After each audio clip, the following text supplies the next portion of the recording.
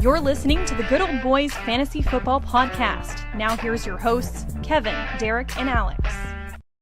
All righty. Welcome in, ladies and gentlemen, to another episode of the Good Old Boys Fantasy Football Podcast. It is the Friday Night Lights, the Fantasy Football Friday Night Lights, the Bet Set Snap. And yes, I don't have quite the juice on this one tonight as my Sooners just went down and national championship hopes went with it. But anyway, we're here. It's Friday. We'll find a little bit more juice and a little bit more gumption and oomph as I get going into this, right? And good news is Kevin seems very much alive in this one. You know, getting to take this week off in the playoffs and getting ready for whoever they get a place here towards the beginning of the year. So anyway, that's how my night started off. How about you? How you doing tonight?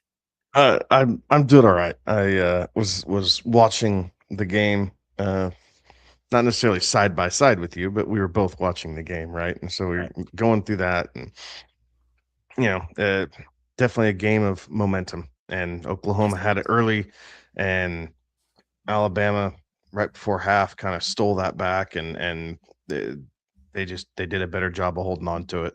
And it sucks, right? Oklahoma had a great year, so didn't end the way you wanted to, but the program is officially turned around, right? BV has done a really good job there. He's recruiting well. That defense obviously believes in that scheme, and Dabo Sweeney is lamenting letting him walk out the door because Clemson hasn't been the same since he left. No.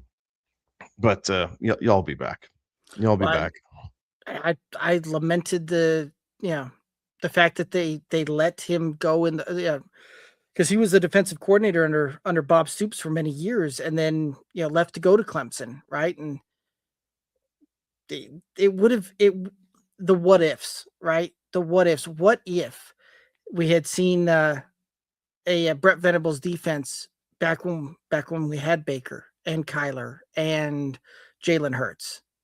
Like, holy smokes, those would have been that would have been move over and potentially in the argument for greatest teams ever, right? But one of those what if type of scenarios that sometimes you think about. Yeah. No, well, absolutely. maybe not everybody else, but sometimes I think about that. I don't blame you. So, shift gears a little bit on you. One thing to make you a little bit happier is I know you are the proud owner of Puka Nakua in the home league. Oh, yes. And Puka went completely nuclear Thursday night, losing effort. That was a crazy game too. Yeah. Much higher scoring than what I thought it was going to be. Lots of back and forth, lots of yards. Crazy, kind of crazy how that 2-point conversion came about and everything else. Like, there's definitely some weird things. I know McVay was trying to articulate that and just scratching his head, and he's right. Like, never seen anything like it. Absolutely. But the replay was pretty clear. Like, it was a backwards pass and it just bounced the wrong way. But what I don't understand is why you're allowed to advance it forward. Right. And why the 2-point play rules don't follow the under 2-minute rules. Like, you can't forward advance a fumble. So it should have been dead right there. Well, and you can so it's weird, right? Because the NFL does have some of those exceptions, right? There's the exception that you can generally recover it and advance a fumble, but you can't do it in the last 2 minutes of each half or on fourth down or on a try, such as a 2-point type of conversion. Only the original fumbling player can advance the ball in those situations, right? Like, as far as when I was looking at some of those rules, like, that's a 2-point try. And I don't understand how, right? Like, Sam Darnold was not the one to recover that in the end zone. Unless they say it was on Charbonnet. Maybe. And that's the weird thing, right? Because Charbonnet was the intended receiver. They were swinging it out to the back. and then he is the one who picked it up. Okay. So and so maybe it does fall into that because it was the same player who, I guess the fumble goes against him because he didn't complete the catch. I'm not sure how some of that looks, right? Definitely a learning experience and something for us to kind of dig into. But with you saying that, that's the only thing that kind of crosses my mind is I know Charbonnet is the one who recovered the ball in the end zone. Right. But if you didn't, I didn't think that the ball touched him. I thought it was, I thought it got deflected off of the Rams guy and kind of went through that one. But anyway, Yeah, but that definitely weird, right? Like, right. so, and then the Rams go down to overtime, they score, and Seattle answers, gets the 2-point conversion. Like, it was for two defenses who had been playing really well, the offenses shined through, and turned into a really good Thursday night football game. A lot of people were talking about could be the game of the year, and Mm-hmm. I can't necessarily argue with that, right? At 1 point overtime victory that was back and forth through the entire game with lots of, heroics and big plays and everything else. Like I can't think of a game that was better from start to finish. Like, and I'm thinking all the way back to even that Buffalo Baltimore game. That was not necessarily a great football game. That was No. Baltimore dominating the first 2.5 quarters, and then Buffalo waking up and said, "Not today, Satan." And then Buffalo dominated the last quarter and a half to 2 quarters. Like, it wasn't necessarily a good football game. This one was actually back and forth, right? Right. Seattle took the lead, then Rams did, Seattle did, back and forth, blah blah blah.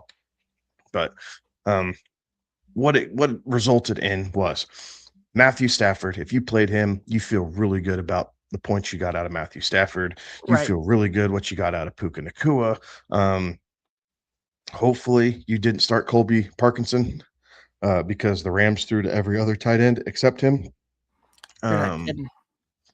JSN got the touchdown, so JSN got you there, right? It wasn't as explosive as Nacua, but JSN didn't really let you down. Ken Walker, if you were in a position where you kind of had to start Ken Walker, you were happy with it, right? 100 yards on the Right. ground, a couple receiving yards, got the touchdown, and the long touchdown to boot. So if you get bonus points, you got that.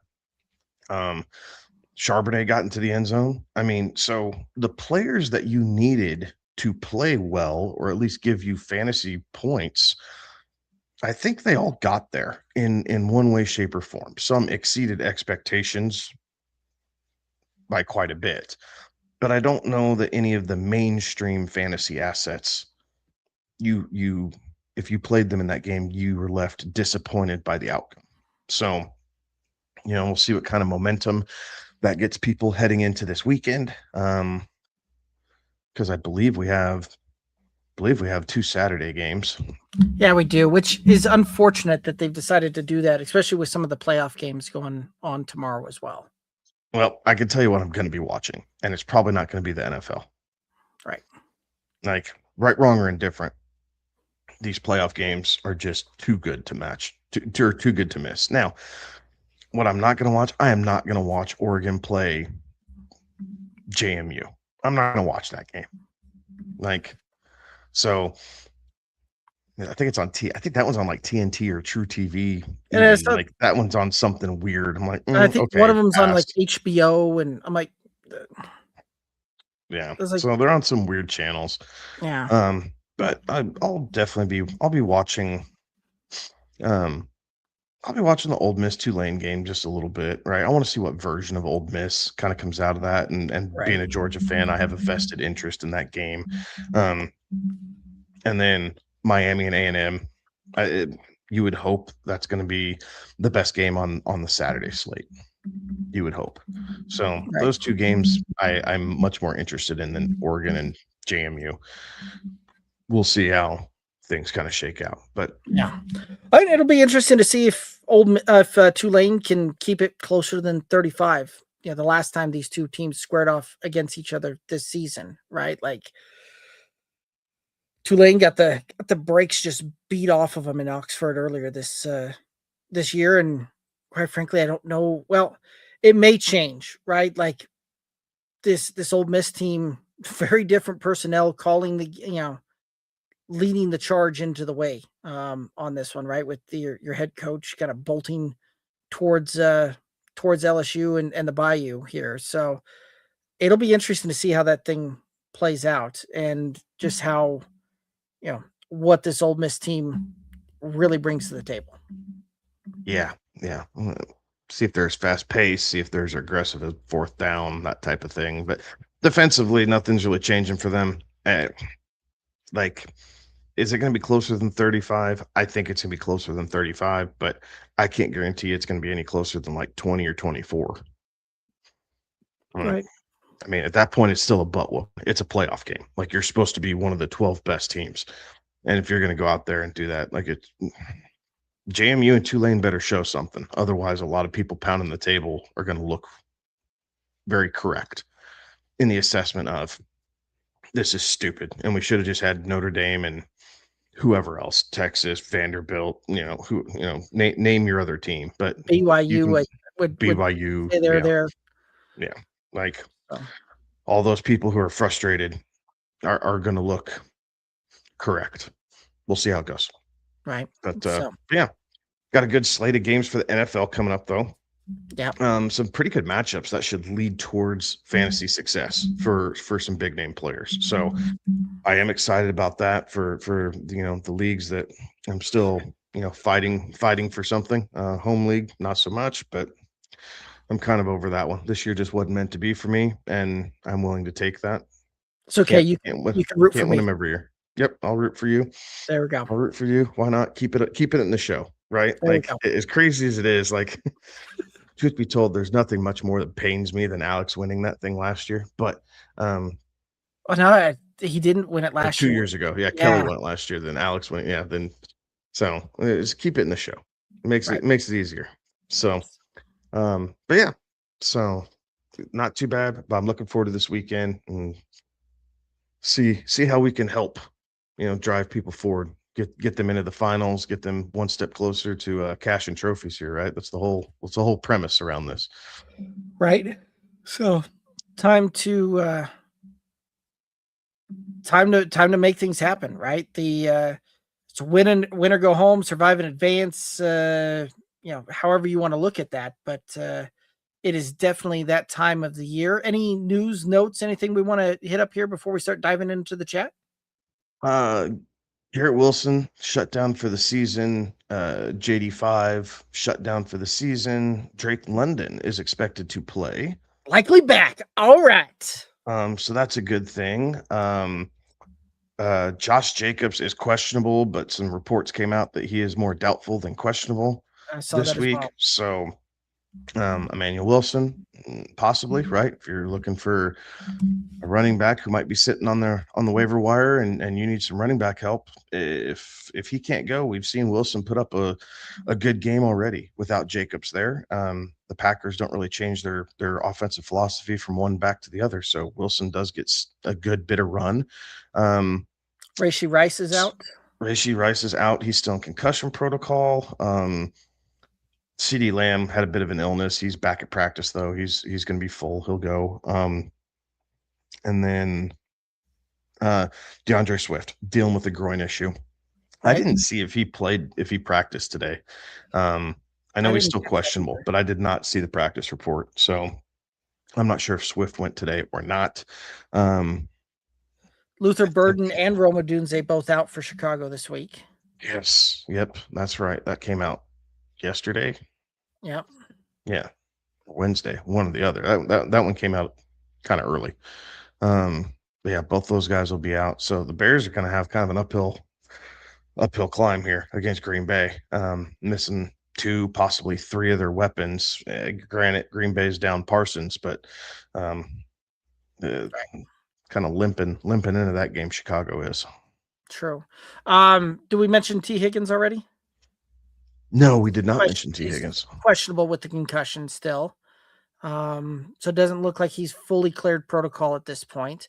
And it'll be interesting to see, right, if they even try and push to bring him back with 3 games left, that he with him already eliminated. Yeah, the only thing that I could see him potentially coming back on is if he's got some of those incentives types of deals in the contract to come back and try and push He was for. franchised though, so I don't think he is. I think he just gets the guaranteed deal.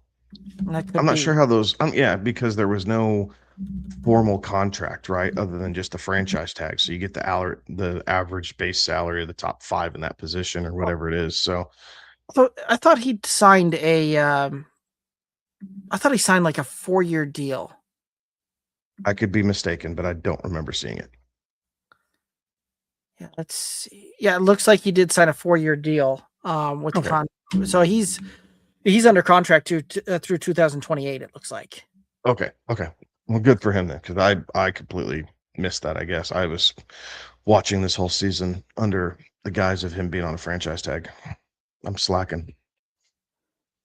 Yeah, so it'll be one of those two. I'll have to start. This is the time of year too to start looking into the what these contract incentives are and start looking at that, especially as you start. That's a fun deal to really start putting that into play when you start looking at like a DFS plays or when you're setting your lineups here for week Prop 16 and bets. 17. Props bets, absolutely. Prop bets. Uh-huh. Lots of good prop bets, right? Receiving totals and that type of thing. Like it just you can definitely edge yourself towards a higher likelihood of winning when you realize what these players are fighting for here the last couple weeks. Absolutely.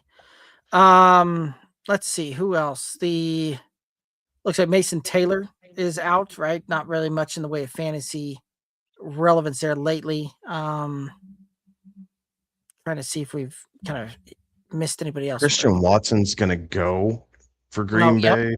We're going to see how that sort of looks. So they're saying it's a chest thing now. Like it didn't look like a chest thing against the Broncos when he got hurt, but they're saying it's a chest thing. right. Maybe it's kind of the hockey terminology of where the injury is. Upper Yeah, body, I guess lower body. technically your clavicle is on, connected to your chest, but I thought for sure he broke his collarbone when he landed. Yeah, I mean that very well could be like an AC joint type of thing or something like that. But yeah, I saw that as well. That it looked like a chest. That they were talking about a chest.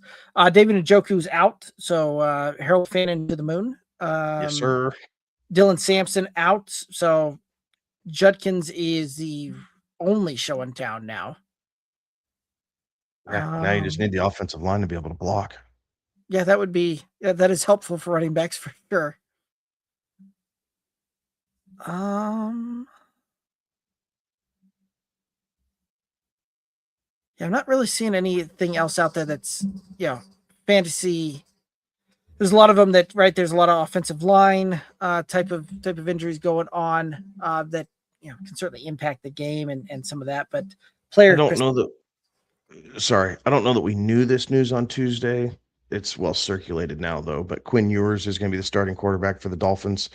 I think correct, on Tuesday we had a lot of questions about Darren Waller, and we were kind of saying, well, if Tua does go, then or if he doesn't, it's Quinn Ewers, which is crazy because you paid Zach Wilson $6 million to come in, and now he's not even going to be your starter. You're going to Quinn Ewers, so right, maybe you're seeing what you have in the other young guy. I mean, Ewers and Zach Wilson are basically the same age, so right, we'll see kind of how that goes for Miami. But it's not like Tua's going anywhere. They owe him $54 million a year. right, Like, they paid Tua an insane amount of money. Like, these mediocre teams need to learn how to let their mediocre quarterbacks walk right. instead But of just paying because they get stuck in this situation Mhm. almost every single time. Like, I think I think Trevor Lawrence right now is the exception because the Jags are trending towards winning the division and getting into the playoffs. But outside of that, when's the last time a team signed a mediocre quarterback to big money long-term deal and then all of a sudden the light bulb went on and he goes, "Oh yeah, okay, I'm going to be an all-pro." right, yeah, So, yeah. I can't think we'll of a great example on that one. So, I which, can't either. It's like, like, which that's probably the answer in itself. yeah, I mean, I'd say I don't even know what I'd say. Like Philip Rivers, Eli Manning, like maybe like they were good they weren't good fantasy quarterbacks necessarily, right? But they were good football quarterbacks. Like they had good football minds. Yeah, But Phillip Rivers led some really explosive offenses there. yeah, because he had the LT offense. Right. And Antonio Gates was just a Mhm. monster for years. Yeah, Vince Jackson, Keenan Allen was a monster for years. Keenan. Yep. Um, So so yeah, I mean there's a lot of that to it, but you're right. Like this is one of those that Jared Goff might be kind of that exception, right? He goes through, signs that big deal after they make it to the Super Bowl, then they have whatever the falling out was in LA, and they ship him off and even ship out all these draft picks to try and just get the Lions to take it, and he has the resurgence. But yeah, and he has had a resurgence. I mean, the Lions have zero hardware for it. right. Like they're better, they're entertaining, they're competitive. They should, right? Last year we thought they were going to be the team to beat, and they just dumped on themselves against Washington Right. after coming so close to the Niners 2 years prior, Mm-hmm. or the year prior to that, right? When they had the big lead and blew it in the second half. Like it just, yeah, maybe Goff might be it, right? I mean, That's a poor example. he's an average quarterback, but he's on the upper end of average, right? Like he's Right. not. I don't think anyone believes that Tua is a top 15 quarterback. The No, Dolphins want to, but he's not, right? Like it just, I don't know. Anyway, I digress. no, So no, I can't think of one in another scenario. But and at that point, right? If you're thinking that if you're the Dolphins and you're thinking that Tua is now not your guy, well, Zach Wilson may not be your guy either. At this point, throw out the guy you drafted in the 7th round and see what you really got, and see if you can find a Brock Purdy type of thing. yeah, I think is really what that one of those. I think that's really more so what you're looking at is just what do we have on this roster to look towards the future and try and build off of this thing going into next year. yeah. See how much different he looks in year 2 than he did as a rookie when they threw him out there. Right. Well, Quinn Ewers was what? Or no, this is his rookie year. He was Yeah, in this Texas last year. Yeah, yeah seventh round pick. So like we'll see what happens, but yeah, it's interesting, right? Like we talk all the time that oftentimes if the starting running back goes down, it's the third stringer that jumps up to become the starter. Apparently, the Dolphins viewed the same thing with their quarterback room. yeah. So I guess hot seat central. I don't think that coaching staff's gonna be around. yeah, So I would not be shocked if Miami was getting turned over on Black Monday. yeah. I mean, and they put up a good, a solid kind of run there in the middle, but yeah, then it kind of all fell apart again this last week. So we'll see what this looks like moving forward. Any other news notes? Anything else that you want to hit up here before we start diving in the chat? No, I'm ready to get into it. All right, take us there, my friend. Right on. All right, so Jason hit us up, right? And so he's saying since Puka got him 46, he's looking for some safe starts. He's got to start 5, and it needs to be 2 running backs, 1 wide receiver, and 2 flex. What he's looking at is Rico Dowdle, the combination of Hampton or Vidal, Tony Pollard, Manungai. He's saying if Swift misses, and then Estime, Tet McMillan, and Wandell Robinson, and Khalil Shakir. So 2 running backs, 1 wide receiver, and 2 flex out of this group of players here. D, you got any thoughts or opinions? Tet's your smash wide receiver. I would agree with that. So wide receiver set with Tet. I want Hampton in there. If Swift does miss with that groin injury, I want Magungai. So there's my 2 running backs if Swift mixes. And other than that, I see kind of a lot of just kind of puddling up here. So if you've got some thoughts on the rest of it, all ears. I think I'd take a stab at Rico in my flex. Right, this is a big Okay. game. This does determine basically, I shouldn't say does, but this has massive implications for the NFC South. Um, so I think I could run out there, right, and have Rico to go along with Hampton and Menungai. Um, Estimate, I don't want any part of what's going on here now Hard with pass. New Orleans. I am Yeah, not hard pass. wasting, I shouldn't say waste. I am not chancing my playoff run on a New Orleans Saints running back who could or couldn't be splitting carries with another running back who, is supposed to be a pass catching specialist, but Estimate does a pretty good job of receiving. Also, like it's it's a little sketch for me. So I think what I do at that point is I think I'd be leaning Wandell Robinson just I because I would think Jackson Dart finds a way to get him there. So I think Wandell Robinson would be my second flex spot at that moment.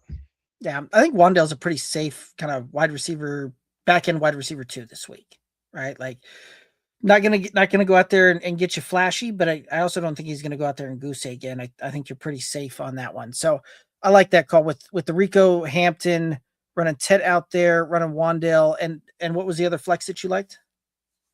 Uh, Rick, uh, Rico and Wandell would be the flexes. Okay, and then running Hampton and Magunga if Swift misses. Yeah. Okay, So if Swift does play, I guess we can touch this, right? If right. Swift does play, I I think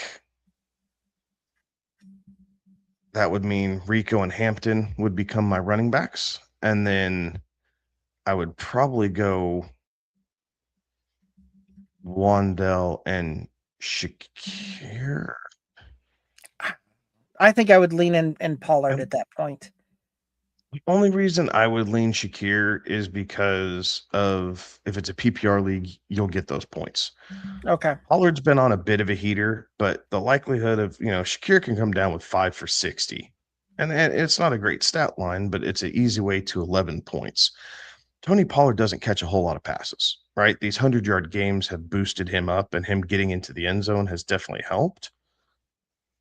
But if the Chiefs are mad and they decide not to roll over, I don't know that Tony Pollard is the safest bet to get to 11 or 12 points. I think Shakir has an easier path. Okay. All right. No, I like that thought.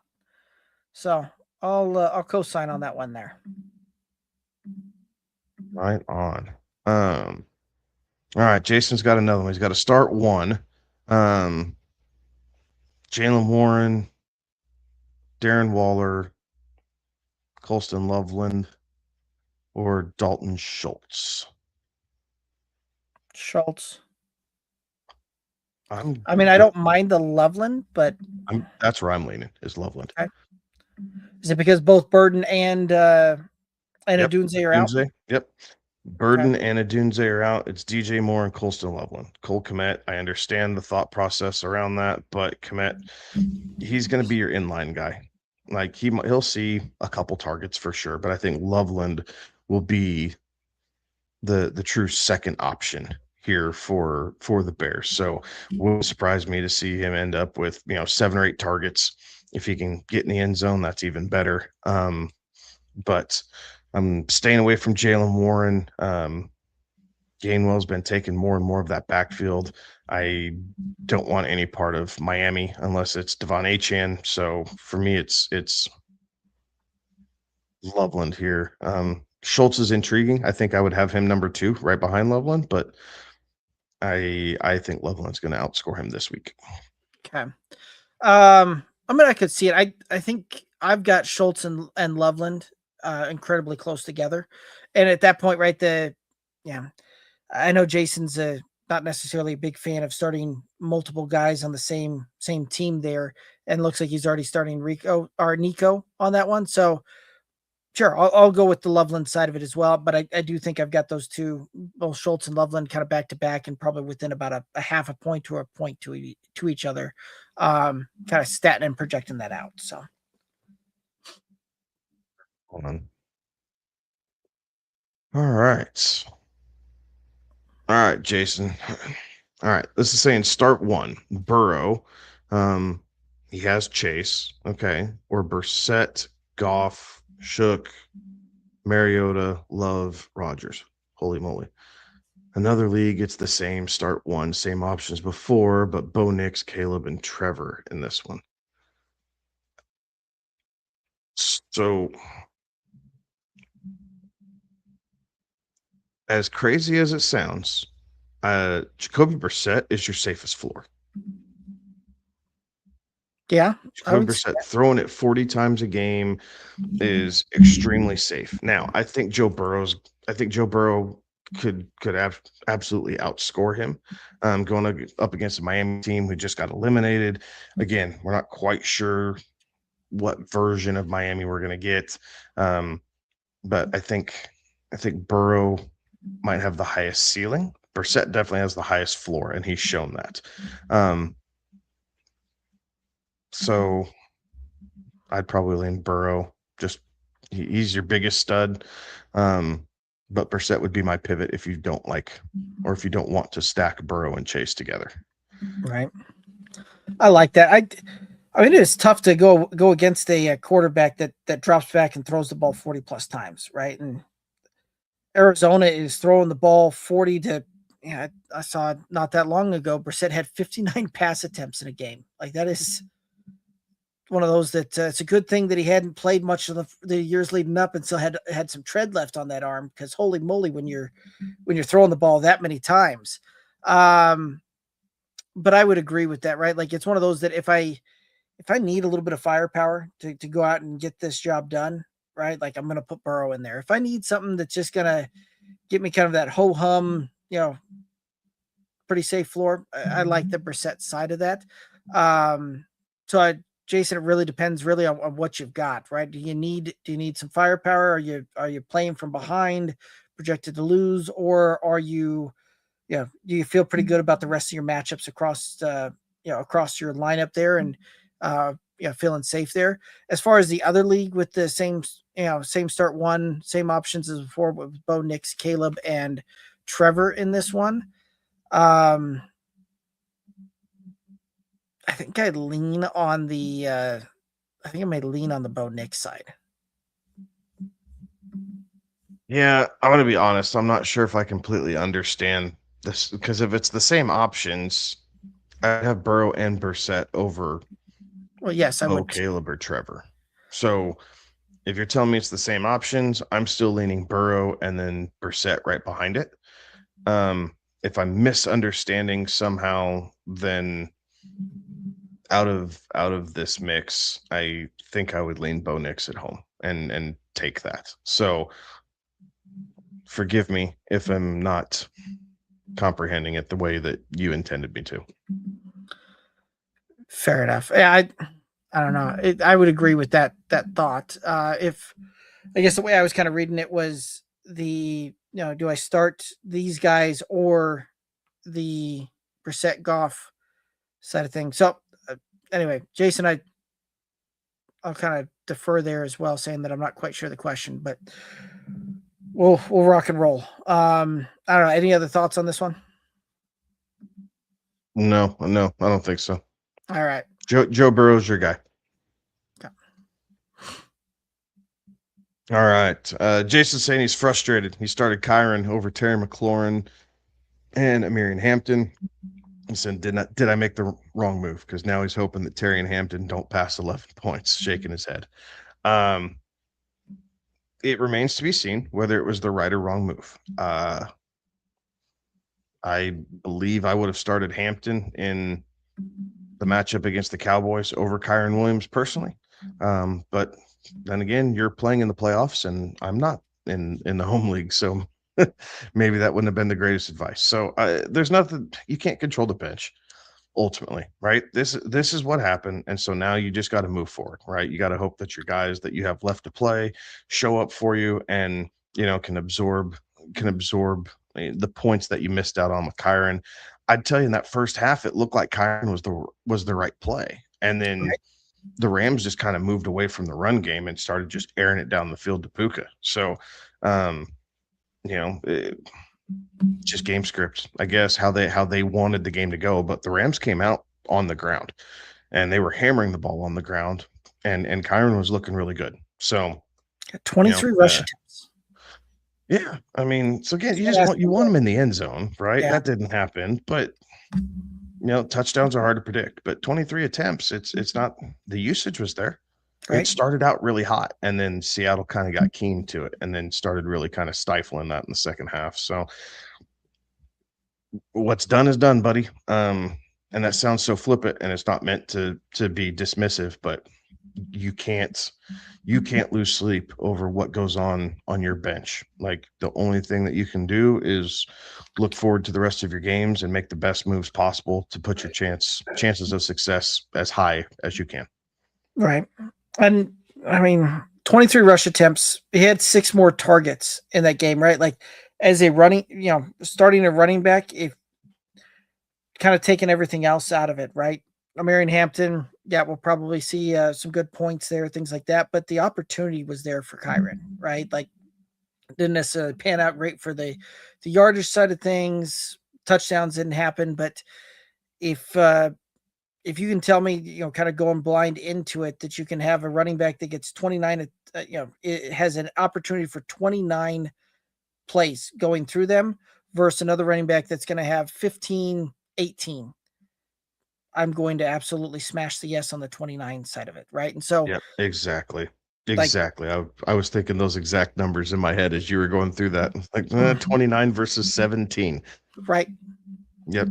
Like, so the opportunities were there. They didn't pan out, but yeah, same thing too, right? There's a few of those things that, right, with Puka last night, right? You take a couple of those long, if some of those 50-yard passes don't connect, right? Like, it's a very different stat line for him, right? Like in this case here, Kyron was getting a whole lot of work, whole lot of opportunity. It just didn't pan out the way that you may have hoped. But no, I mean, an 11 points out of your running back spot, that's not terrible, right? Depends on what you got running back 2 going into the week, or your flex side of things. Like, there's still plenty of room to make the moves and make the changes. And right now you've got some feedback and some input into your roster to make decisions going into this weekend to with what you've got there, right? If that now puts you in a bit of a hole, right, you're looking for more upside with the rest of your roster plays. If that just kind of kept you ho hum and par for the course, well, then you're just going ho hum and par for the course, and you're moving on into with that knowledge. But you've got some of that that initial feedback, and now you can make and adapt with that information. Absolutely. All right, chase it again. So he needs to drop 2 so he can activate London and pick up a defense for week 17. Options are Brian Robinson, Tyler Algier, Michael Carter, and Kamani Vidal. He's scared to drop B-Rob and Algier in case Bijan or CMC get hurt, but he also has Hampton with Vidal. Thoughts on this one? At this point, I don't know that I'm that worried about dropping either Algier or B-Rob, right? Like, if you've got to make the move, right? Like, you got to do that, right? Same thing with Vidal, right? Like, you're going into it. If you drop him at this point, what's the likelihood your opponent's going to pick it up to block you in this week? Probably not that good, right? Survive and advance into week 17. It's you and another person, right? Most people check out once their team's eliminated from that. So your opportunity to get them back, should something happen, is probably pretty good. This is also part of the reason you keep some of your fab going into the season, late into this deal, right? I don't know that I want to drop Michael Carter, because right now he's the only show in town for Arizona in the running back side of things, right? Like, there'll be volume there, and while it's not necessarily great, that's at least standalone flex play consideration, right? And I don't necessarily want to drop a starting running back that's probably going to get 60+% of the snaps in an offense, even though they tend to air it out and pass the ball more. because when they get inside the red zone, they have been turning the ball to their running back and allowing the running back to punch in touchdowns. So Vidal, right? Same kind of thing. I don't really, I'd rather have the Hampton side of things. And I don't know that I'm necessarily looking to try and handcuff that in here. But yes, you need to activate London on that one. And then the defense side of things as well, right? You don't want to be just taking zeros because you didn't start somebody. But you may have some different thoughts as far as the handcuffs and the key and who to drop. I would drop Algier and Michael Carter. Okay.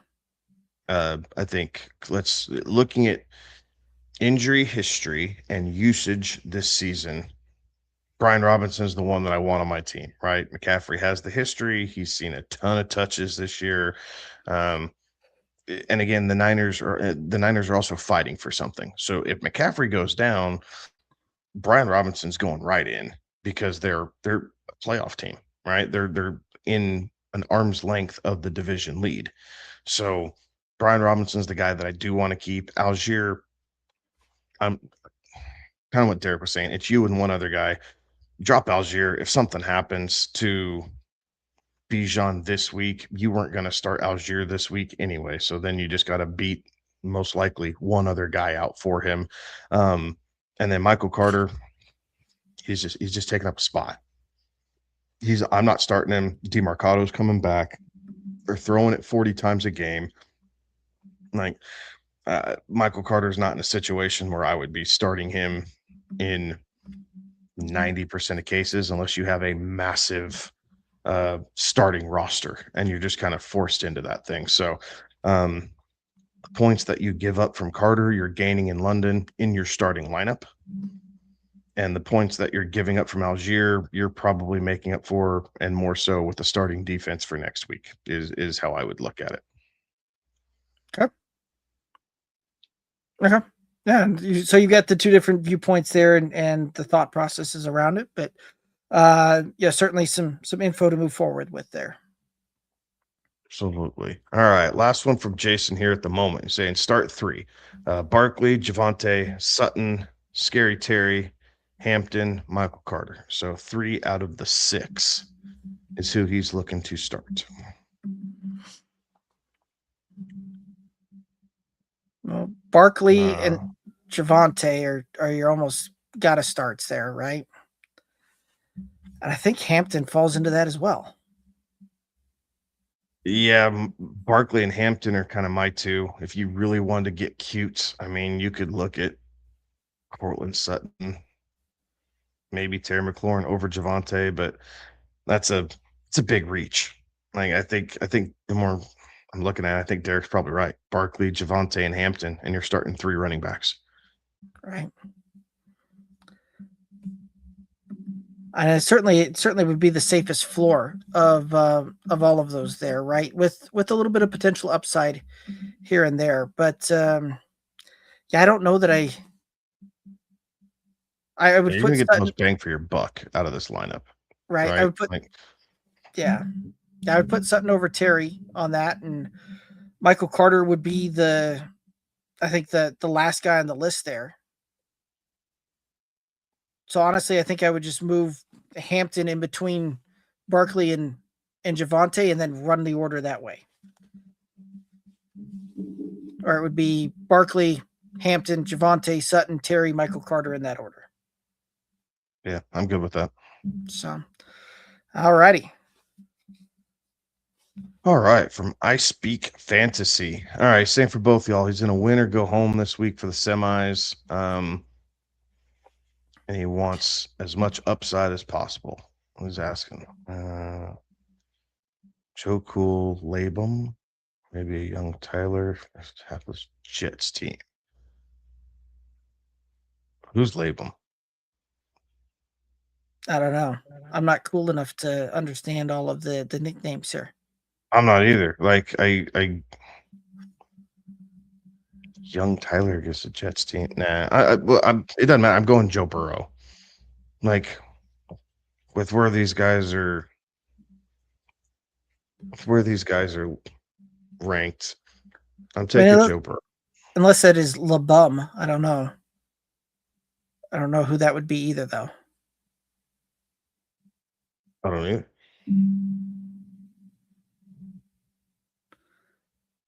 Sorry, Like, I I'm not don't taking Shook, right? I know one's Joe Burrow, the last one's Tyler Tyler Shook. Shook, yeah. I'm not sure who the middle one is. So excuse me for not understanding again, I guess. But I'm taking Burrow against Miami. Right. Let him and Jamar Chase cook. Like the running game has been better here the back half of the season, which helps balance it out. So they haven't been able to keep that extra safety deep. He's been creeping up a little bit more to help keep Chase Brown and Samaje Perine in check, which is allowing Joe Burrow to get deep. So Miami's defense is not nearly as good as what Baltimore's is when it's at peak performance. We saw the peak Baltimore defense last week, which is why Cincinnati got shut out. That's not happening again. I'm chasing points with the Bengals here this week because I think Joe's trying to make sure everybody hits their bonuses, and that means Jamar Chase has got to get cooking. Right. Yeah, I would agree. Right. I don't want any part of Tyler Shook. And I'm very curious as to who Labum is or Labum. I'm not even sure the pronunciation there. So let us know on who that middle option is there. But I'm of the same opinion. I'm going with Joe Burrow with the information that we have here. All right. Trone Force. My plan is to start Emmanuel Wilson at flex if Jacobs out. If Jacobs does play, he's going to pivot to Gainwell. His other options are McLaurin, Devonta Smith, Jalen Warren, or Debo. I think you're looking at it correctly. And I think that's exactly what I would be doing. All right. If Jacobs is out, Emmanuel Wilson is automatically in. If Jacobs goes, I think Gainwell's a really good pivot. Again, he's seeing the lion's share of the backfield for the Steelers right now. So I think that's a very not only safe, but mid-tier ceiling. I'm not going to say super high ceiling, but mid-tier ceiling that you have. McLaurin going up against the Eagles is always tough. Devonta Smith could be interesting, right? Going up against Washington, like that has maybe the highest ceiling of your other options, but sometimes, especially with these Eagles receivers, like when we think they should explode, they get a very low target share for some unknown reason. And if Washington's truly packing it in, the Eagles jump out on them like they did Vegas last week. All the starters sat in the fourth quarter, so they're only getting 75% of game time, which does not help your fantasy production. Jalen Warren, pass. Gainwell's the right play over Warren, and Debo, absolutely not. I'd rather play Terry McLaurin over Debo. Cosign. Yeah, I think you're spot on there. Right on. Frosty saying, yo, if Jacobs is out, he needs 2 out of Wilkins, Judkins, and Woody. So I'm assuming that's Emmanuel Wilson, Judkins, and Woody Marks. Yes. Going with Judkins, right? Buffalo's defense, you want to beat him, run the ball. So I think Judkins is a smash yes. If Jacob's out, Wilson's a smash yes as well for me. Woody Marks would be the odd man out for me in this one. I agree. And Woody's been dinged up. Nick Chubb was at practice this week, not Woody Marks. So that is a little interesting. But yeah, if Jacobs is out, it's Wilson and Judkins. If Jacobs goes, then you Judkins and Woody. But I would tell you that even if Jacobs goes, you might see more Emmanuel Wilson than you do Woody Marks. It's kind of weird, but right. Definitely Judkins and for sure Wilson if Jacobs is out. Okay. Yep. I like that as well. So, and here he goes. Woody's going to be limited because it gets hurt in every game. Yeah, he does get dinged up a lot. He gets dinged up a lot. But hey, Puka Nacua gets dinged up a lot too, and he just went fantasy bonanza on Thursday night. So, I mean, getting a little nick in the game doesn't necessarily mean you're toast. Right. All right. Country Boy Jazz, 12-man PPR, looking at who he needs to start. 1 quarterback, 2 running backs, 2 receivers, 1 tight end, and 1 flex. So for the quarterback position, he's looking at Purdy or McCarthy. Purdy. Purdy, I agree with that.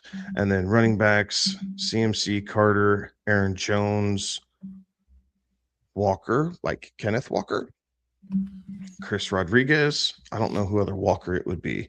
And then receivers, Diggs, Olave, Jennings, Terry McLaurin, Chris Godwin, and then tight end, Waller, Ferguson, and then the Rams D, Falcons, Bucks, Cowboys. Okay. So I'm hoping That you didn't play the Rams defense and you you played didn't play the Kenneth Rams Walker. defense, and you did play Kenneth Walker, right? So that game happened Thursday. So I'm not sure how to necessarily guide you on that, but it is Brock Purdy. Obviously, Christian McCaffrey's a smash start. If you didn't start Kenneth Walker, I would start Aaron Jones over Carter or Chris Rodriguez. So that would be Correct. my second wide receiver spot. And then as far as wide receivers go, I would go Olave and Jennings. Okay. And then I'd go Fergie at tight end. My flex play would be Godwin. And defensively, I don't like any of these matchups defensively. Like, No. I think my guess is you probably started the Rams, and you're probably Going fighting ouchie. through that a little bit. Yeah. At least with that, a bad defensive output, gets you 0 Bucks. or yeah. Like Bucks if you didn't start the Rams. Right. So it's Purdy, CMC. Hope you started Kenneth Walker. If not, I think it is the Aaron Jones side. I do like the Olave and Jennings call, and I do like the Ferguson call.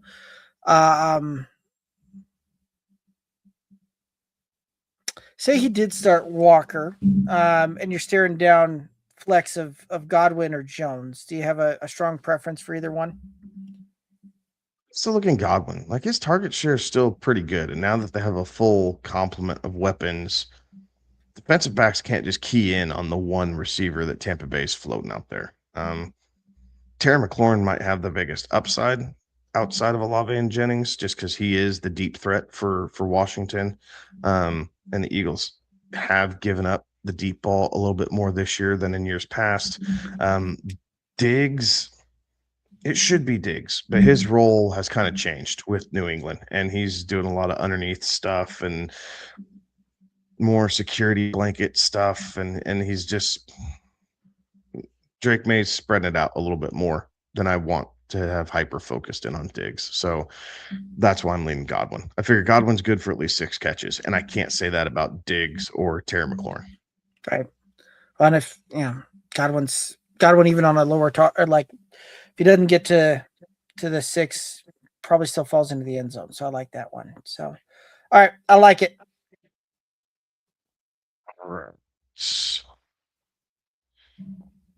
Frogs are back. I like that handle.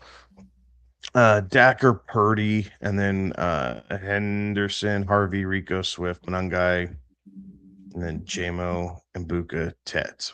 1 receiver, 1 running back, 1 flex. All right. I'm going Purdy this week. I am too. I think it's the matchup, right? Like there's a lot of cases where I'd be taking Dak this week, just because of how the season's gone. But the way Indianapolis has played lately, I think I am taking Purdy here just by a hair over Dak. So I like that one. Right. And it's running back wise, it's Hendy for me. And then I'm putting Harvey at the flex, and I'm probably taking Tet as my wide receiver.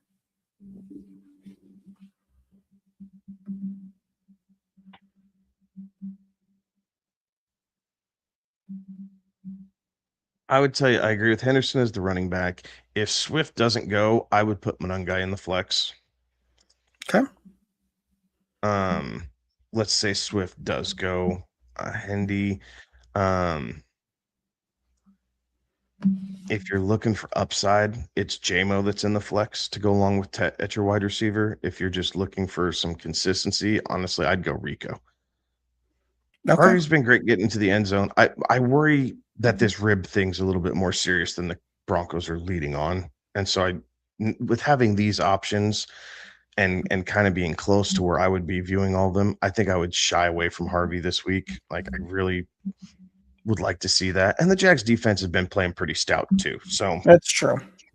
I think I would lean a couple different directions. But I like JMO. I like JMO's odds this week. So I think putting him in the flex isn't a bad situation to be in. Okay. All right. So there you go. Hendy, JMO, and Tet McMillan. Okay. All right. I like it. All right. Tron Force, Nix, Love, or Dart? I'm going Bo Nix. Yeah, out of those, I would agree. The only thing that would potentially swing that around is if you need a desperation or a huge upside type of play. I think Jackson Dart is your upside swing for the fences play on that one. But other than that, I think Bo Nix gives you the sort of the safest floor of these three this week. So Dart's still boom bust potential on that last one. So yep. It is a swing for the fences or strikeout move for that. There's no middle ground on that one, I don't think. Amen. The PS3 family, Schultz or Ferguson, estimate Harder, and then Dart or Brissett. And would you start Lad McConkey? So this one's all over the place. So take them in order, I guess. You want Schultz or you want Ferguson this week? This week I like the Schultz side of things. Yeah, I like Schultz on this one. I would co-sign with that. I think Schultz by a hair over Ferguson. Right. On the running back side of Estimate and Carter, I think I'd rather have Carter. I think I would too, because I think we understand what his role is a bit better than what Estimates could or couldn't be. And anytime you're unsure, right, you want to go back to the base foundation. And the base foundation is the Atlanta Falcons have kind of packed up. They're not a very good football team. Carter, while he may not see, 20 touches, could see 15 really good touches, 13 really good touches, and you're hoping he falls into the end zone, catches a couple passes in the process. Right. Dart versus Brissett. Brissett easy. I agree. Jacoby, hands down. Take the guy who's going to sling it 40 times a game. I think he gives you both ceiling and floor in that one. Mm-hmm. And then here's the interesting one. Would you start Lad McConkey this week against the Dallas Cowboys? Really depends on what my other options are, right? Like the matchup is prime, right? Dallas has been the get right game for many passing attacks throughout this year. But it really depends on what my other options are. If it's, am I starting Lad or am I having to roll out Trey Tucker? I'd rather take Lad McConkey. Am I taking Lad or Jaden Higgins? We'll take Lad. Am I taking Lad or who else? Ladder and Buka. That's a good one there. I think I would lean Lad by the slimmest of margins, and it is the matchup that leads way on that one. All right, here's another one. Lad or Xavier Worthy, now that we know the Rice is out? I think I'd still take Lad. I think so too. Like I've had him on my home league this year, and he's a frustrating. Yeah. Frustrating. Like it wasn't there, then it kind of looked like it was going to be there, and then it fell off the face of the earth. It's the matchup. And again, to Derek's point, part of it is who else you have, right? So we are doing this blind a little bit. I think Lad McConkey has fringe wide receiver 2 type results this week, right? Like I think he could end up being in wide receiver 3 territory, or he could end up being like wide receiver 15. Okay. Like there's a pretty big range, right? 30 to 15. is essentially where Ladd's going to finish on the week. So big distance between each other. So I think a lot of that does depend on who else you have, but the matchup's juicy. And if he's going to have a game how most people thought he would play this season, it would be against the Cowboys. But we really haven't seen that type of performance out of Ladd McConkey this year, right? I think we were all expecting 6 to 7 grabs a week for 85 yards, kind of playing out of the slot, falling into the end zone, 7-8 times, something like that. And we haven't really come anywhere close to it. It's been a really disappointing season for Ladd McConkey owners. So it is a gamble. I understand the frustration personally because I have dealt with this. But if you're sitting in this situation, going against the Cowboys, it's hard to sit anybody going against the Cowboys. Right. Yeah, absolutely. Right. Kind of going back to like, here's one: Ladd McConkey or DJ Moore, right? Two guys that have drastically underperformed. But with DJ Moore, we know that Luther Burden and Roma Dunze are both out this week. Yeah, I'm starting DJ. Yeah, I would too, right? Wandale Robinson. I think I'd start Wandale over Ladd McConkey there as well, right? And I'm probably not quite as bullish on Ladd as you are, right? Like you're talking potentially getting up to wide receiver 15. I think the ceiling's probably wide receiver like 21, 22, but the floor is probably around wide receiver 32. So kind of in that same mix, just a little less bullish on what the potential top side could be. Yep. Well, fair enough. Any other thoughts there? Not that I can think of. So it would be it'd be interesting to kind of see. And actually I think PS3 may have maybe not.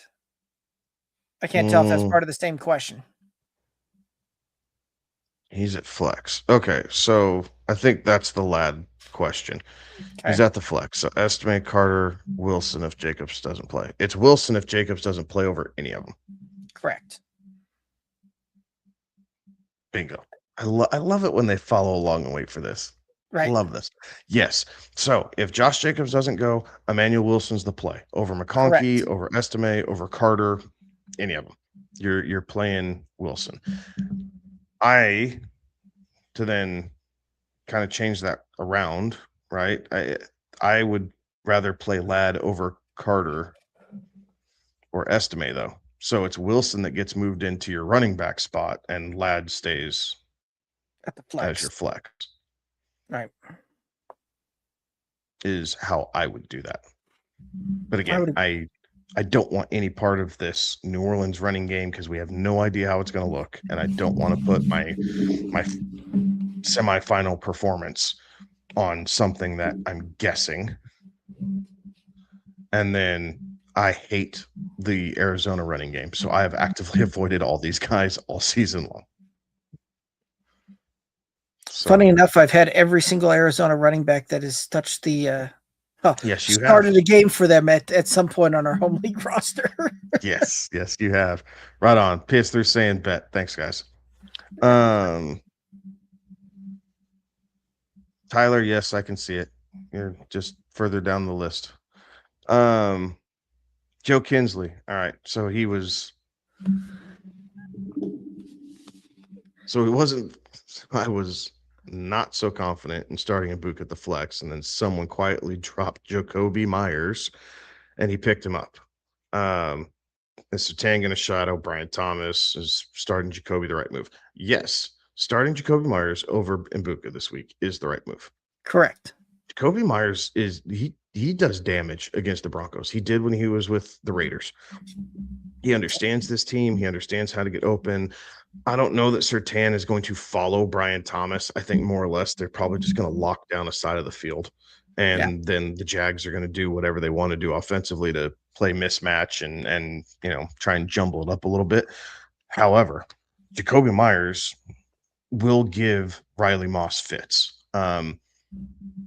I think Jacoby's probably a little bit quicker than Moss is as far as route running. Brian Thomas will probably draw more pass interference calls. which doesn't help your fantasy performance, right? It's just empty yardage. We hate DPIs. DPI just kills wide receiver fantasy performances. So I think that's where Brian Thomas Jr. actually gets hurt, is because Surtain will cover him, Moss will DPI, and they'll live to fight another day. Jacoby can actually get around Moss. So I like the Jacoby Myers over Mbuka this week. Yeah, I would as well, right? The Mbuka side was very, very fun to start the season, right? And incredibly electric. You had to love it. But I mean, week six, since week six, Mbuka's had one top 24 wide receiver finish on a week. Most of them have been past wide receiver 36 and unusable for you in fantasy. So um You I hope can it comes back, right? Now that they right have their full arsenal, right. You right? hope it You're comes back, but finally healthy. Like, you hope it comes back, but like, recency bias is a thing. And right now, Jacoby Myers is really hot hand. right. And Ibuka is cool to, I can't even say lukewarm. He's Right. just, he's not catching some passes that he should. Like, I think he's in his head a little bit. I think this long season's starting to take its toll on the rookie. It happens. It's nothing personal. We like the guy. He's going to be ranked up there pretty high when we start looking at 26 rankings. So it's Mhm. not that we're taking a giant dump on him, but this is the situation at hand, right? And we have to look at the cards that we have dealt in front of us. And right now, Jacoby Myers is an upgrade. Yeah, I would agree. Yeah, it's smash Jacoby Myers on that one. And I would agree with you that Patrick Surtain oftentimes doesn't follow a wide receiver all around the field. Very rarely does that happen. They usually stick him on one side and just dare you to throw on that side of the field, and they'll deal with you getting to play on 2/3 of the football field. So yes, Jacoby Myers, start him. Right on. All right. Jay Peach, Dak or Baker? Let's start with that one. I'm playing Dak over Baker. Yeah, I would agree. Baker's just looked off. I think he's a little dinged up. Like, he's just looked off. Give me Dak. They need 30 points to win. Tampa Bay could play Carolina tight, and that game could be 20-17. And I don't know that anybody would be surprised. But Bryce Young's going to have to put up a ton of points. So Okay. I don't know that I necessarily believe in that. So I would play Dak over Baker. And then the second part is Coker, Pollard, Estime, or AD Mitchell for a flex play. This is an interesting bag. I'm going to immediately eliminate Estime. Yes. For all the reasons I've said throughout the show.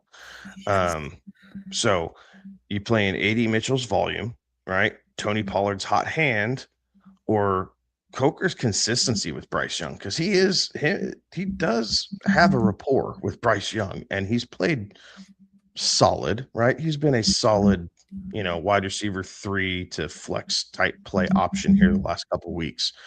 So do you have any strong opinions here on which way Pete should go? Yeah, I mean, this one's a tougher deal, and it is full point PPR here. So that I think does kind of bunch these guys up even a little bit more so, right? If it was half point or standard scoring, I think Pollard probably becomes your guy in this one. But with it being spaced out like that, I do like the AD Mitchell side. I think Jalen Coker is your safe floor on this one. And I think Pollard's a little bit more of a floor play, and I think Mitchell provides you a little bit of upside on this one. But I'm of the same opinion. No thanks on the estimate side of things. So Yeah, I think I'm going Coker here. okay, Is where I would lean. Mitchell would be kind of right behind it because of the full point PPR, and then Tony Pollard is how I'd look at that. fair enough. Yeah, the Mitchell side of things kind of gets ratcheted up there just a little bit for me when we've seen him just get peppered with targets the last few weeks. So, and I like the Coker side of it. It just worries me with Coker. You may very well end up with 4 targets all game long, and it really just kind of comes down to if he falls into the end zone or not. Yes. So, and Pollard's had that hot hand. So, I think I still lean the 80 Mitchell side of things by the slimmest of hairs with it being full point PPR and the volume targets that he's been getting. So, but it's a good question. Yeah, absolutely. Jay Peach, if it makes you feel any better, I'm probably starting Coker and Mitchell in my home league this week. Gots to. Yeah, those injuries have been rough. Yeah, you've had a rough one. Tyler saying, "Hey, I'm up 40. Congratulations, you must have had Puka." And then he's asking Loveland or Schultz for the tight end spots. I would go Loveland. Yeah, it's by the slimmest of margins, but I'd go Loveland as well. Can't find us on YouTube. I promise we're there. I say the comment came in on a YouTube. Yeah, so I promise we're there. Let's see here. All right, back to Joe. Buka's starting a sophomore slump early. He's way ahead of the curve. I mean, maybe, but hell, if he's going to get it out of the way, that means great things for 26. Correct. Again, it's a different world, right? When you're treated as the number 2 or number 3 option and how a defense perceives you compared to how they treat you as the number 1 option, it is a completely different world. That is why it's been so important that Mike Evans comes back, Godwin's back and fully kind of in the fold here right now. And Buka's, he will be all right. And he might even snap out of it, right? I mean, you might see him, take another week and then really try and get things going. Baker loves Mike Evans, right? And I think he really wants to try and do his guy right. So Mbuka might have a slow roll here for the next couple of weeks, but the good thing about having 3 great weapons at wide receiver is, when Baker's really in his stride, he doesn't really force the ball all that much. He's pretty risk adverse. I know a lot of people don't think of him like that, but if you look at how Baker plays, like he wants to feed his guy for sure, but he typically doesn't put the ball in a bad position. Especially when all of his guys are healthy and he knows he has other options and doesn't just have to kind of cram it down one avenue. Right. No, absolutely. So, and to kind of go back to your point of it's a very different world when you're the number 1 versus the number 2. Just ask a guy like Juju Smith-Schuster, right? Like, was the hot hand in Pittsburgh with playing opposite of Antonio Brown, and then when you got to be the guy, things certainly change on that one, right? And I do think that we've seen a little bit of that with Mbuka. You've got a little bit of that rookie learning curve that comes in, and some of that gets kind of stunted. Gets changed quite a bit as well when number 1, the number 2 guy go out. And missing a lot of time there, and you've got to step up and be the number 1. Maybe before you're even quite fully ready for that at this level, right? Trying to learn how to be a pro, how to prep, how to do all the things and play and play the game at a much faster speed and level than what you played in college. So I do think that there is some of that's potentially playing into that. So the fact that that all the compliments are back and Jalen McMillan is also back too, I think that also spells good things for the Bucks here, and I think we'll see Mbuka maybe break out of it a little bit and see a little bit of return to form and some better days ahead. Absolutely. Tyler, following up here, do you like Coker, Reed, or Devonta Smith this week? Ooh, Reed is out. Straight up, I'll say that right off the bat. Reed is out for me. I'd probably lean the Devonta Smith side of things. again, Coker is got to fall in the end zone, or you're probably not very happy about the performance that he's going to give you for fantasy. I don't necessarily love the Devonta Smith side of things, but I like it better than the other options that you've laid out there. Yeah, I like the Devonta Smith side. I think he has a relatively safe floor, or at least a very similar floor to what Jalen Coker's could be. Devonta Smith's ceiling's way higher though. And it's just how the Eagles are kind of performing and everything else. But we could see Coker and Devonta Smith both have 4 or 5 catches, and Devonta, we've seen him have 120 yards and 2 touchdowns on that before. Like he's that type of player. So, and again, going up against Washington team that's pretty well packed it in should mean good things. You just hope they play all game long. I would agree. Same street, different side though. Devonta Smith or Chris Godwin? I'd lean the Chris Godwin side, but I think he's probably gives you a safer floor, and Devonta Smith gives you the upside. Yeah, I'm gonna lean Devonta Smith again, and this is target tree is how I'm looking at this, right? Like you said, McMillan's back and Puka's there. Mike Evans is there. You have Godwin. So there's, Bucky Irving's catching some balls. Rashad White still catches a pass or two. Like there's just more mouths to feed in Tampa Bay than there is in Philly. In Philly, it is A.J. Brown, Devonta Smith, Goddard, and Barkley, right? Like, so it's one less mouth to feed. Goddard's kind of fallen back down to earth here a little bit. It feels like, so really it's narrowed even more. So that's how I'm looking at it. Game script is what worries me about Devonta Smith.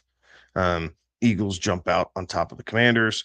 You could just see a lot of Saquon Barkley. You could be seeing some Tank Bigsby, anything kind of like that if they jump up on it and you don't need Barkley there. So game script makes me worried about Devonta Smith, but definitely a much narrower target tree as far as just strict usage if the game script can remain neutral. Yeah, I would agree. I can see that, and I would agree with that too, as well. All right. All right. We'll give everybody another couple minutes here if you got any last minute questions before Derek and I bid everybody adieu for the evening. But now the question you typically ask me, right? Looking at the Saturday games, right? The Saturday games and the Sunday slate. All this, is there a game or two that really sticks out that is kind of must see TV for you? Must see TV. I think the Broncos and the Jags are the gotta watch this week. Right? Like there's a lot of kind of playoff implications to that. You got two teams that are super hot coming down the stretch. I think that is the gotta watch game. This one, right? The Bucks and the Panthers. That's very intriguing with some playoff implications there. The Packers and the Bears squaring off again here, and this is another one of those that a lot of playoff implications riding on that game as well. So, I mean, those are probably the kind of the three that I'm really kind of keeping an eye out and going to be looking into to see how this thing plays out there. I do think that we'll also see some interesting performances here, right? Like we got the super strong Thursday night deal for fantasy purposes for a lot of folks out there, right? Like, anybody who started Puka is very happy. Anybody who started Matthew Stafford is very happy.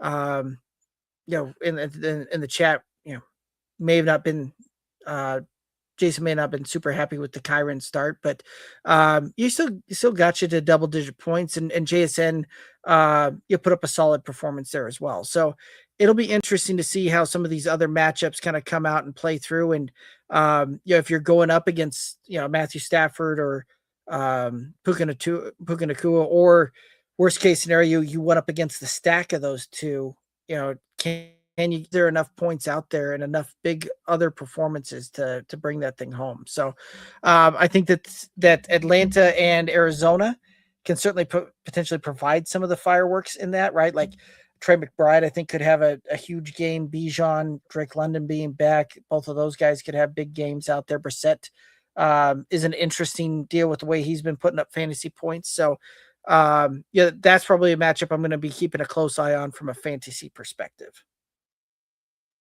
Right So, on. I think the one that I like that you didn't mention would be Detroit and Pittsburgh. Only yep. because at least for now, Detroit is still in the hunt. Pittsburgh is trying to, stave off Baltimore for the AFC North. So both teams still have a bit to play for here. Detroit being at home, I think, should be a big advantage for them, being able to be inside and on the turf and in the friendly confines of Ford Field. But yeah, that would kind of be the other one I'm looking at, and then maybe one other one be Baltimore and New England, Mm-hmm. right? We saw New England kind of stub their toe a little bit against Buffalo last week, right? They took the early lead and then kind of gave it up. Baltimore, again, they're trying to catch the Steelers for the division lead. Big time defensive performance from the Ravens last week. Are they able to carry that over and give Drake May maybe an early taste of what playoff football is going to look like? So I think that one is at least intriguing to me. But the only other one potentially points wise, Chargers and Cowboys should be a pretty good offensive affair. We'll see how that looks, right? I think the Chargers will play down to the Cowboys level here a little bit. Historically, they do that. They had a big win against the Chiefs last week. But sometimes with the Chargers, you don't necessarily get those back-to-back complete games. So I think Dallas is going to be able to hang around, and we could see that one be a pretty high-scoring affair for us also. But really all the way around, kind of like what you mentioned. I mean, between the two of us, we listed 6 games. We already had one big one. So there's tons of opportunity for fantasy success. Miami and Cincinnati, Achan going up against the Bengals rush defense, which is bottom 3 in the league. So Achan's right there. And then on the flip side, having Burrow and Jamar Chase go up against the Miami team that just gave it up to DK Metcalf and Aaron Rodgers. There's potential for quite a few points there too. So we should see a higher scoring week, I would think. But yeah, time will tell. But another reminder, there are games on Saturday. Get your roster set. Correct. Wake up in the morning, fix your rosters, make sure you have your Saturday players in those positional slots. That way you can throw extras into that flex spot and pivot just a little bit if you need to. But yeah, no time to get caught sleeping now here in the semifinals. So make sure you get it done. And really best of luck to everybody playing in the semis. So hopefully it works out for everybody. And either you're making a comeback against Puka Nakua in his Thursday night performance, or you had Puka or Matt Stafford and you were just going to kind of keep your opponent at arm's length. And yeah, we'll catch everybody next week for championship week on Tuesday night. Right, absolutely. You kind of one other kind of thought there that I had when I was scrolling through there is I don't know that any team actually truly wants the 1 seed in the NFC side of things. Right? How many times over the last few weeks we've seen that where the team leading it in that number 1 spot loses a game and they fall to 5 or they fall to 7 or they fall to like some drastic reshuffling that's taken place over the last few weeks in the NFC side of it. So it'll be interesting to see what Seattle does here coming down the stretch and if they can hold on to that, or is there somebody else that's going to sneak up here this week, next week, week after to try and steal that away. So just another thought there. Yeah. Absolutely. Right. Well, nothing else came in, Derek. So I think that's it for us.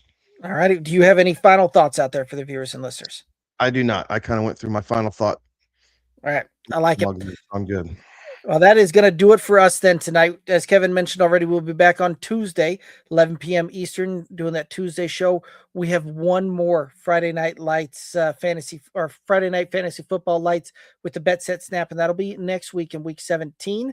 Week 18, if you all need help, things like that, hit us up, let us know on the socials, and we'll get back to you as quickly as we can. But next Friday is going to be the last Friday Night Lights for the for this year, and we'll keep doing the Tuesday shows year round, right? We run the Tuesday shows all year, and certainly worth joining into. If you haven't done so already, do us a favor, hit that like button, hit that subscribe button, and get that little bell notification for when we go live. So, but that's going to do it for us tonight. He's Kevin. I'm Derek. Have a good one. Be safe. Toodaloos.